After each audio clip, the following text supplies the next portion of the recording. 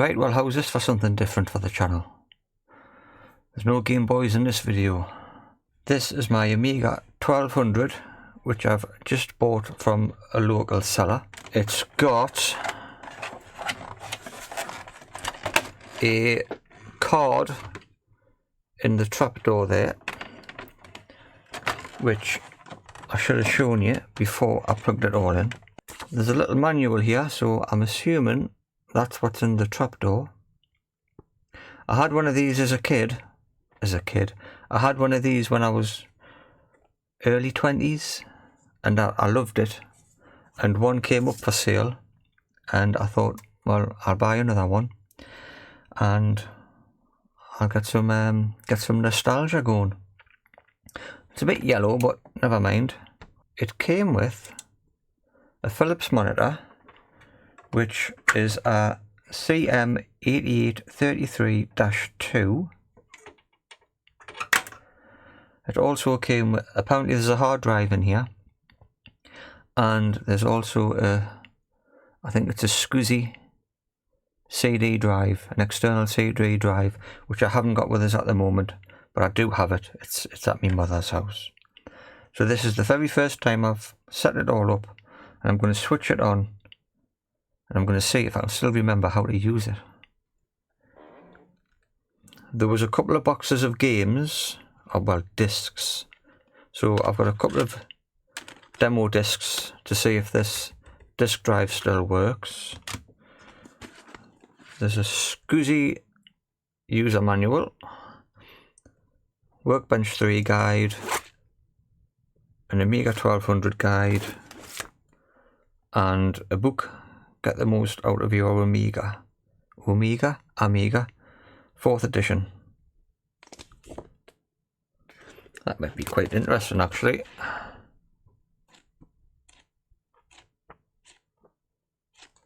So I'll have a look through that. Bit of bedtime reading.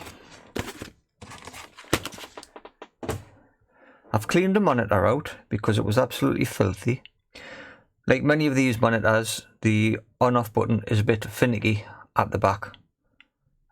So a fellow YouTuber said stick one of these in the back and it stops the button from popping back out. So we'll switch that on first. We'll see if that comes on. I think that's on, and we'll switch this on. First time. Hang on. So, see, the monitor is on. Wait, hold on. So we'll switch this on at the wall. We'll switch it on at the power supply that came with it. And I've got a hum, but I've got nothing here.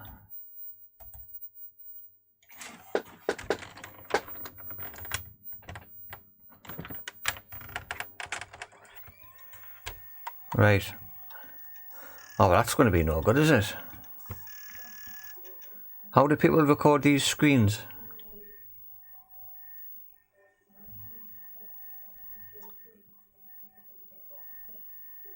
I've got power, but no HDD light. I can hear a hard disk inside.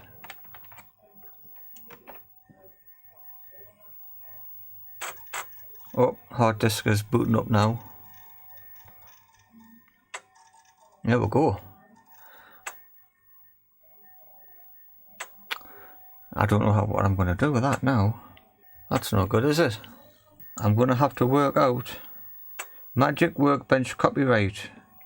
This is a please blah blah blah. Right. The disk drive, it sounds like it's looking for a disk, but I don't think it should be. There's some Workbench stuff. Stop recording. I might have to come back and see if I can work out how to get a better picture.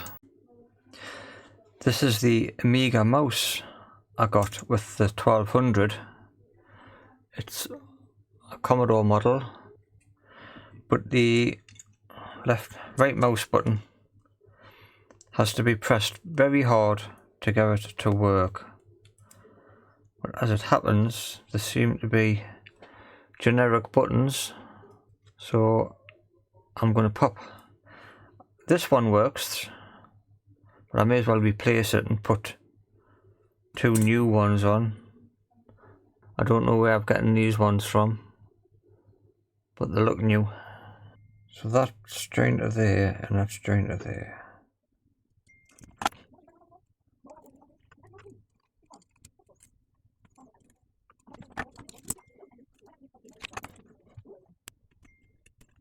Wow, that looks like it came out very easily. There we go. Let's get this one out.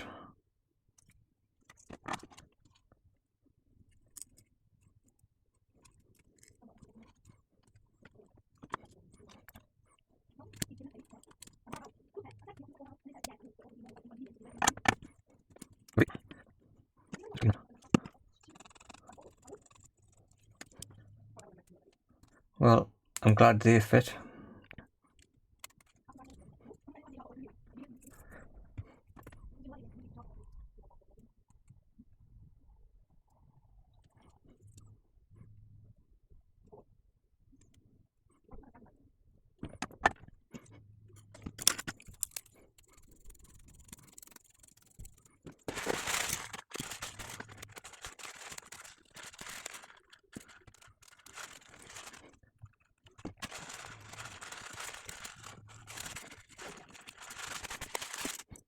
Right, let's try that.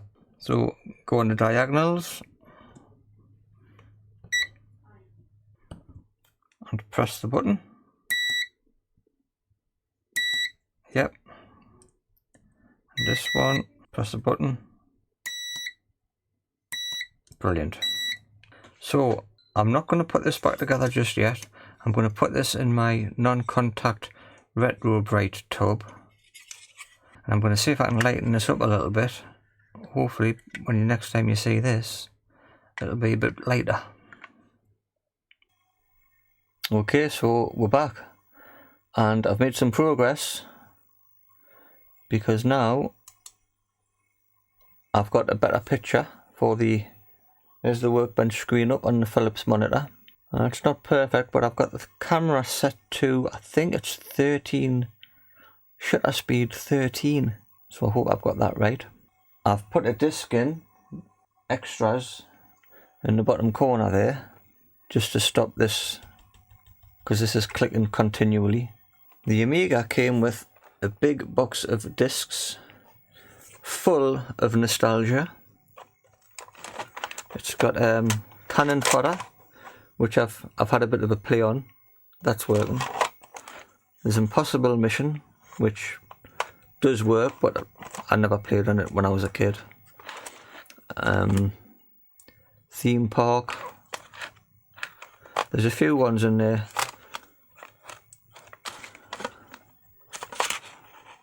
Some demo discs. It took us a few goes, but I realised you had to put the discs in with the machine switched off, because there's a hard drive in here. It's no good trying to run these games through the one workbench is already on. They didn't work for me. So I had to switch it off, put the disc in, switch it back on, and then the machine booted onto the game instead. I don't know what this is. It just says Net Connect. Presumably it's modem, I would have thought. I do remember dialing bulletin board services when I had my original 1200. Wordsworth, I remember using that. I'm sure there was a program called Real 3D as well, where you could render your own images. I don't know what that is. If anybody knows what that is, it just says Power Computing Limited, Disc 1. There's 3 discs. I've got Chaos Engine, but I've never tried that one yet. Striker. Desert Strike 1 to 3.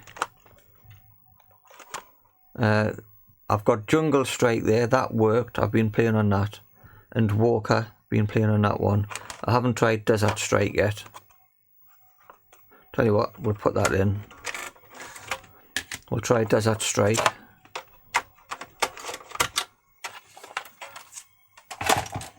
So I've got to switch this off. I hope I'm doing this right.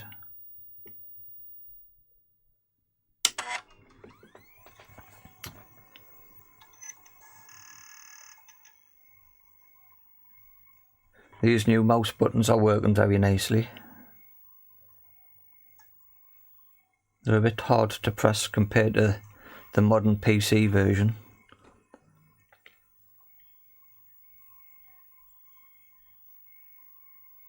Come on. Come on. There we go. Paradox. Presumably they've cracked the game.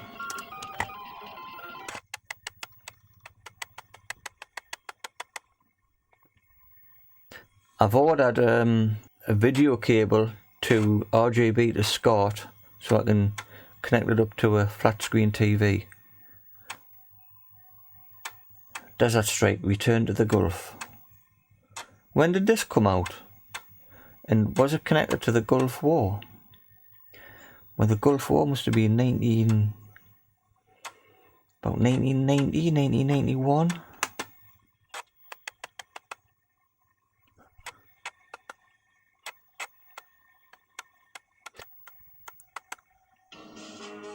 There we go, the Middle East. Terrorist leader, General Kilbarber.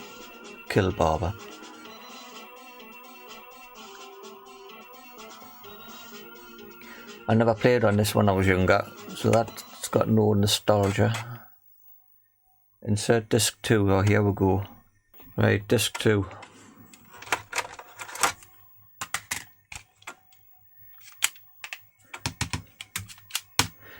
I mean, these discs are quite slow now, but compared to the cassette that used to have to load games off the Commodore 64, these were fantastic.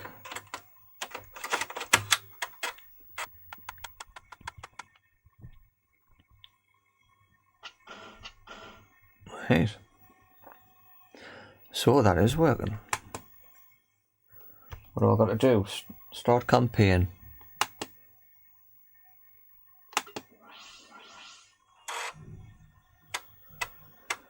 Please insert disc 3, 4, 5 and 6.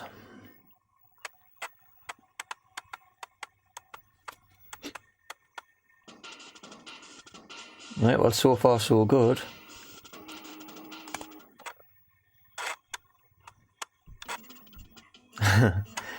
Oh great, insert disc 3. Alright, disc 3.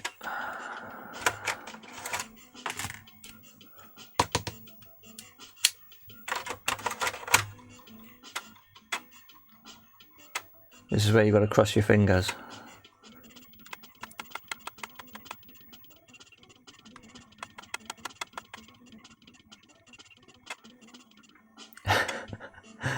Insert, I don't believe it.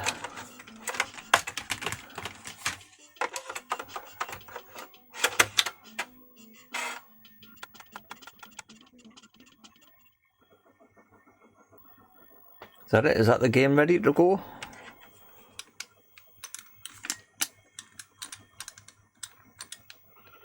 Oh yes. I don't know where I have to go. It's supposed to be called Desert Strike, it's full of water at the moment. Wrong way.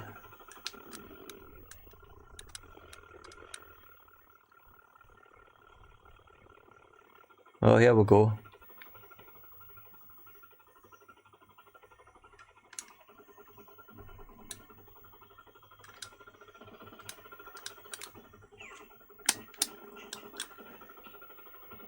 I'm looking at the little screen in the top corner, just like user, so I can't see a blooming thing.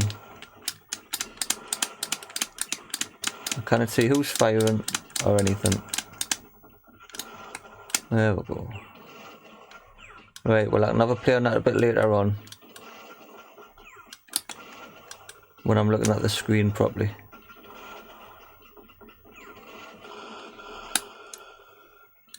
So that's working fine. Fantastic. Right, turn that down. So that's it. Oh, what else have I? Hang on, I've got something else, man. This is the CD drive that came with it. With the... Is that PCMCIA? I think that's right. And it's got a couple of things on the back there. So that looks complete. But I haven't tried that yet. I don't know what disc. Presumably I can put a music disc in there to test that. I'm just packing up, and I've realised I could probably power this up, even though it's not connected, just to see if I get a light. So if I plug that in there and switch this on,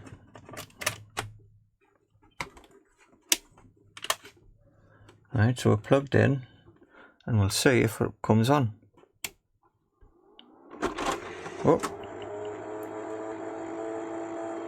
that's a bit noisy, but it has came on, and I've got a disc to check. Amiga format, disc 12. There must be a fan in the back there. It's working. Might need a clean.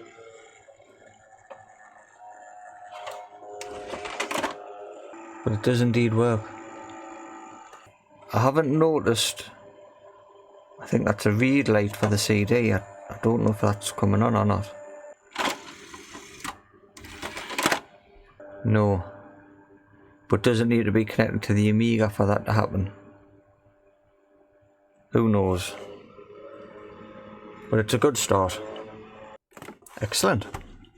Back to the rest of the video. So I've got a few games to go through. My goal for this is to get some games loaded up onto the hard drive. So that's what I want your help with. Do I take the hard drive out and put in some kind of quieter, you know, a memory card?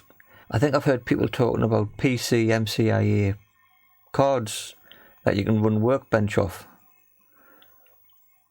Or do I just try and get them loaded onto this hard drive? I don't know. Can I put them on an SSD? I might not get the benefits of the speed of an SSD on an old machine like this, but it'll be quieter. It doesn't vibrate, but you can just hear a hum of the hard drive inside. So that's what I want to know. What shall I do with it? I want to get some games on, play some of these games. I know you can put a Raspberry Pi inside one of these. I don't know how much work is involved in that.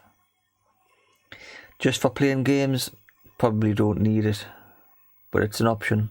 So that's it for today. This is going to be episode 1.